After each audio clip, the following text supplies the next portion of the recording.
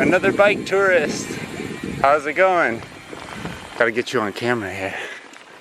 You speak German? Huh? That was a nice guy. His name was Benedict. He's from Germany and he didn't speak any English and my German is terrible. So he was saying some things to me I didn't quite understand, but he was asking where the next campground was and things like that. And just telling me about his trip and where he's from in Germany and stuff. All in German, so sorry I didn't get any of that on camera. Check this place out. Really nice. That's the direction I'm heading, way off in the distance over there, up into the snow-covered mountains. What do you do back in Estonia? Tell me who you are and where you're from. I'm Andreas from Estonia. And what are you doing? I am a construction worker. A construction worker, yeah. But you're on a bike trip now. Where are you going on the trip? I started in Estonia, then I was 2 days ago, I was in Ortlieb. Then I going down to the coast side, Bergen, and then Denmark, Germany, and a little bit Poland, and a little bit Slovakia, a little bit Ukraine, back to home. That's great. And you said how long is the total trip that you're thinking of doing? I must go to work 4th of September. But you said it's like 8,000 kilometers. About yeah. 1,000 kilometers, less or more, I don't know. Yeah. And what's been the best part of the trip for you thus far? North Cap. The North Cap? Yes. Yeah, okay. It's very good weather. And what part are you looking forward to the most? Bergen, I think. Bergen, Norway.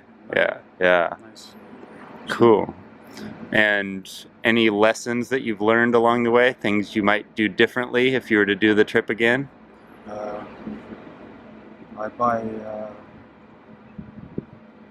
better clothes than what I bought.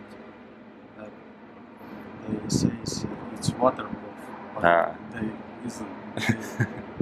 They are waterproof. Like a rain jacket and rain pants or something. Everything. Jacket, shoe covers and stuff. Yeah. Okay. Cool. I'm just gonna show your bike here for a second.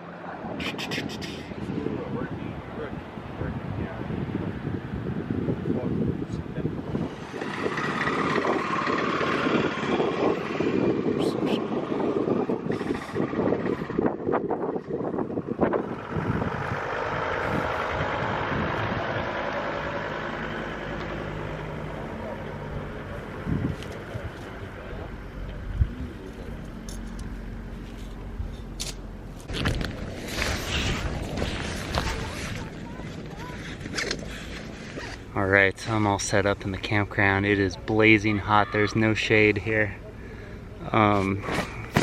Check out how I have my bike locked up. So I have the solar panel in the sun and the bike is locked down here basically through the various pole and layers of cloth on my tent. So if anyone were to try to take it, they'd try to take my whole tent with them. So there it is. There's the reception. There's some other bike tourists over here. teepees in the distance. Yeah. So now I'm gonna take a shower. I have one of my batteries charging already. I'm gonna plug the other battery in and then go take a shower. I'm charging my camera batteries up here in the bathroom. Right there and right there.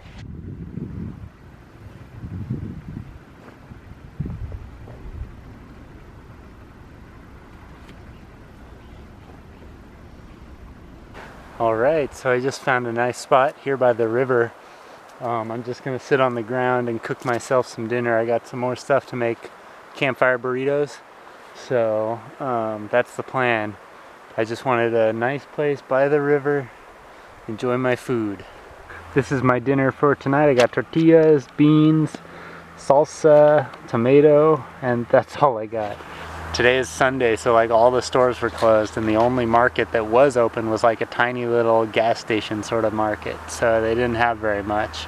I was just able to pick up this and the beans, and the rest is leftovers. So not much of a dinner tonight, but hopefully tomorrow I'll just load up on food in the morning, hit the road, and in 2 or 3 days I'll be in the North Cape.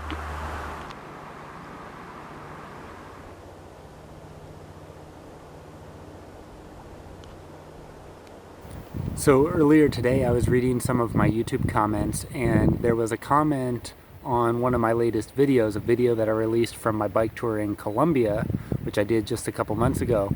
And the guy was saying basically that he didn't like the video, that he wasn't going to watch any more of my videos. And he said he didn't like the video because he thought that my bike tour in Colombia was sort of aimless, that he didn't understand where I was going or what I was doing, or why I was trying to get away from people at certain times, or why I wasn't trying more of the local foods, that sort of a thing. And he said that he liked some of my other videos more.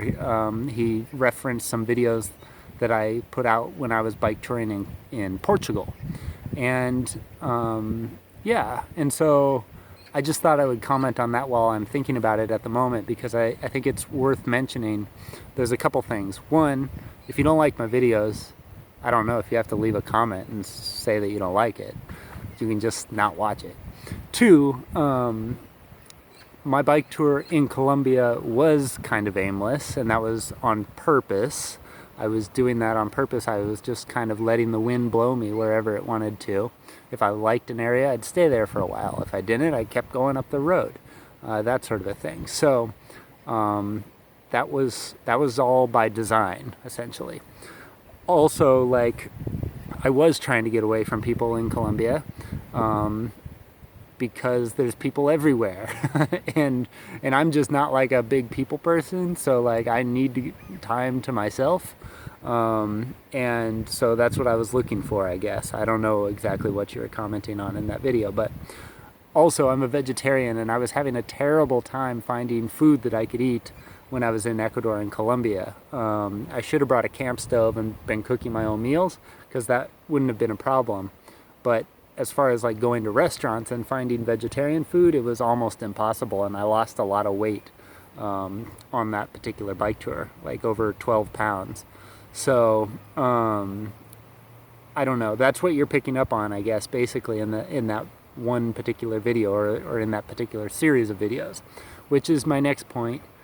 And my next point is that there are different types of bike tours. So my bike tour in Ecuador and Colombia was very different than the bike tour I'm on now, and this bike tour that I'm on now is very different than the videos that you liked from my bike tour in Portugal, or wherever you said you liked, because the Portugal bike tour was a guided bike tour, or a self-guided bike tour, where the whole tour was like organized by a tour company, and I was staying in nice hotels and riding with a group every day and eating fancy meals and that sort of a thing. And as you can see by watching this video, that's not the case here, right? And that wasn't the case in Colombia either.